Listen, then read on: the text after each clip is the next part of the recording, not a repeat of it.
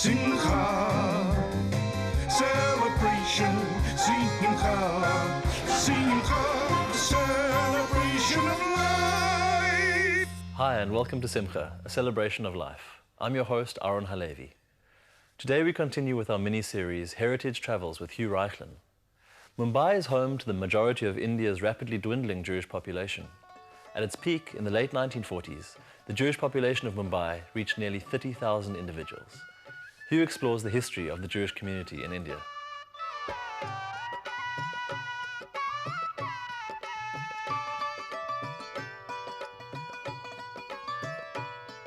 The first group of Jews to come to India were the Bnei Israel, literally meaning the children of Israel, and they came to India in 175 before the Common Era.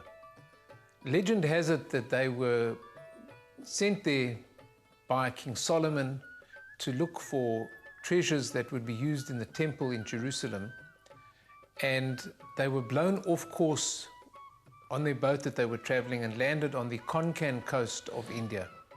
The remarkable thing is that this group of Bnei Israel, which grew to a population of about 20,000 at its height, retained their Jewishness over 2 millennia in India, virtually isolated from the rest of the Jewish world. They were known as the Shanwar Telis, and what that means is the Sabbath oilmen or the Saturday oilmen, because they were known not to work on the Sabbath.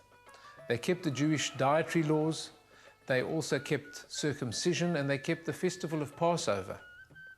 But what's interesting is because they came to India before the Common Era, they were unaware of the destruction of the temple by the Romans in the year 70 of the Common Era, as a result of which they did not keep the festival of Tisha B'Av, which is the fast where Jews commemorate the destruction of our second temple. So they were cut off from certain historic events, but yet, despite having been cut off, they retained their Jewishness. And in 1964, the Chief Rabbinate of Israel recognized the Bnei Israel as Jews in every respect. The second group to come to India, the second group of Jews, were the Jews from the Middle East, and they were known as the Baghdadi Jews. They dressed in Arabic-style clothing, and they spoke Arabic. And later on, when India was colonized by the British, the Baghdadi Jews at that stage had English passports because they were under Her Majesty the Queen in England, and they would also speak English in India.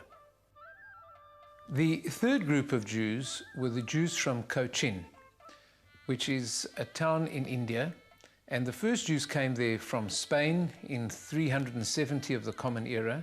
There was a further migration from various countries in about 500 of the Common Era. And then between the 16th and 18th century, there was a further migration into Cochin of Jews that came mainly from the Middle East. In 1968, the late Prime Minister of India, Indira Gandhi, came to the Paradeshi synagogue in Cochin, and she paid tribute to the Jews of Cochin for their enormous contribution to India. In fact, there were many Jews that held senior posts in government and in many areas of civic life in the defense force, and were recognized by Indira Gandhi for their tremendous contribution. I think what must be said is the tremendous tolerance of the Indian people, and it's not only in present day, but throughout history. The Indian people have been wonderful hosts to all people from all over the world that have come into India.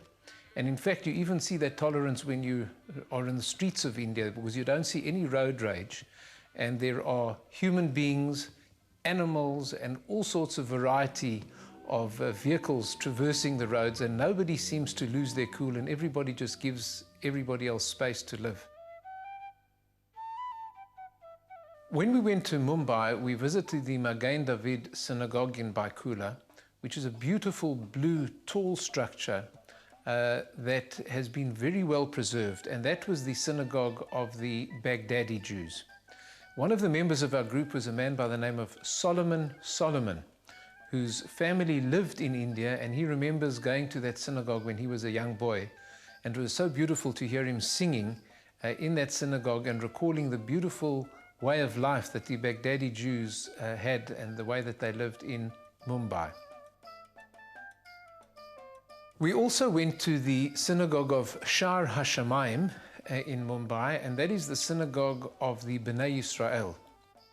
And they are presently doing renovations to the synagogue.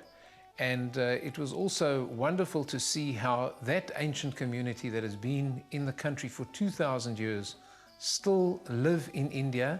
They speak Marathi, and we saw prayer books written with Hebrew on the one page and Marathi on the other side. We spent a wonderful Sabbath in a place called Pushkar, which was up in the mountains in the north of India, where there is a Chabad house.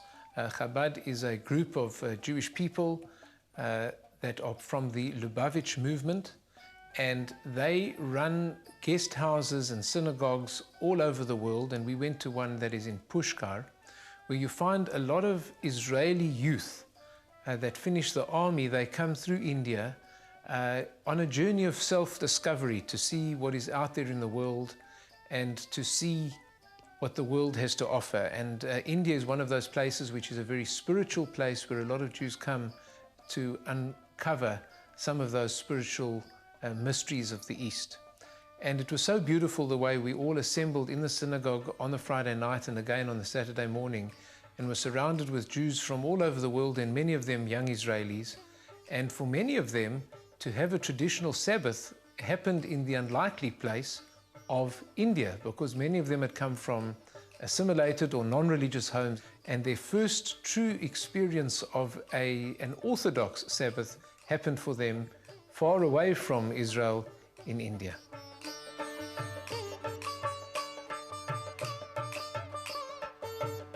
There was also a very strong Jewish community in Calcutta, and the Baghdadi Jews had a major influence in Calcutta, and in fact contributed a great deal to the economy and to the infrastructure of Calcutta.